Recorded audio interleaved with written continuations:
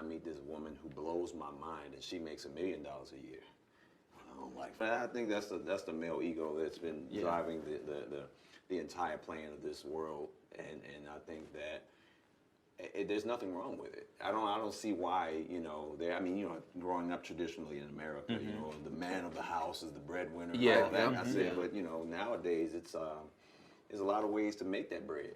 Yeah. So and a lot of women are much better at certain things than I know me. I won't say everybody else, but women are the spearhead of this new movement. So if you're not willing to or able to accept and embrace the fact that your significant other makes more than you if you're a man, then you need to go back to the 60s or 50s. Rewind time. Yeah. I agree with that. I mean, I think money is one of the things that causes rifts within relationships.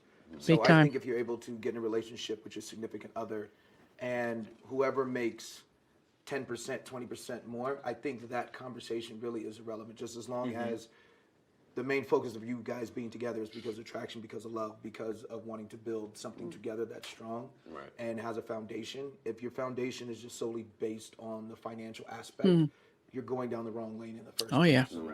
And then when you look at money from a marital perspective, then you look at it as a collective. Right? So it's not same bank account.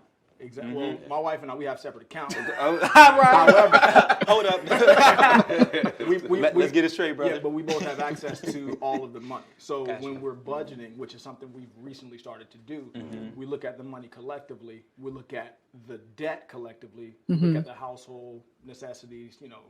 Can you walk us through that process for all the non-married people at this table?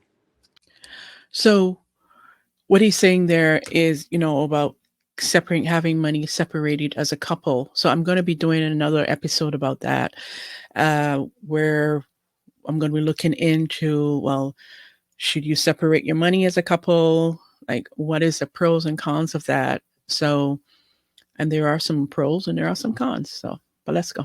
Keep going. And watching. Which aspect? Of the budgeting. All right, budgeting, how do you have that conversation? If you haven't heard, finances are probably the number one killer in relationships. Yeah. Right?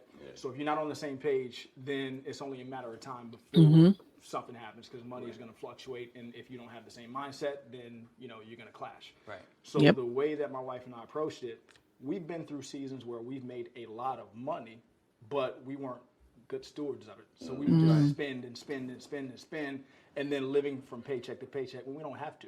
Right. Look at your W-2 at the end of the year, like, I mean, where did this what? go? Like, where, you know what I'm saying? So we had to take a step back and say, listen, we have this household income monthly. These are our expenses. This is the money that we have left over. We need to be good stewards of that. So we got on a budget where we sit down at the beginning of the month and we have a destination for every dollar. Month. Every month. Gotcha. And so if that's good. Let's just say $10,000 to keep the math simple, and we have $3,000 for rent. We have $7,000 left, but things. That money is going somewhere. So we say, okay, $1,500 is going to charity, $250 is going to insurance, $300 is going to groceries, and anything left, we find a place for it to go. So that anything that we spend, we have to be accountable for it. So now my wife says, hey, I want some diamond earrings. Okay, cool. Those are $2,000. Where do you want to pull that $2,000 from? Okay. So that it's makes not as sense. easy as swiping a debit card. When you have the money in front of you, you have to be accountable for it. What I like what you were saying, I never really heard you say I and me. Everything was we have, and if you all aren't on the same page, in the same paragraph, in the same sentence, Same word, on the same word. There has to be both these little words, but if you don't have that sort of that cohesion, married or not, in any relationship, if you're not on that same page, not walking to the same beat, things are going to get off, and it's going to cause a rift.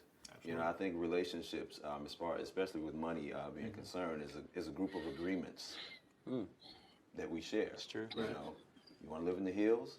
Yes, I want to live in the hills. Me too.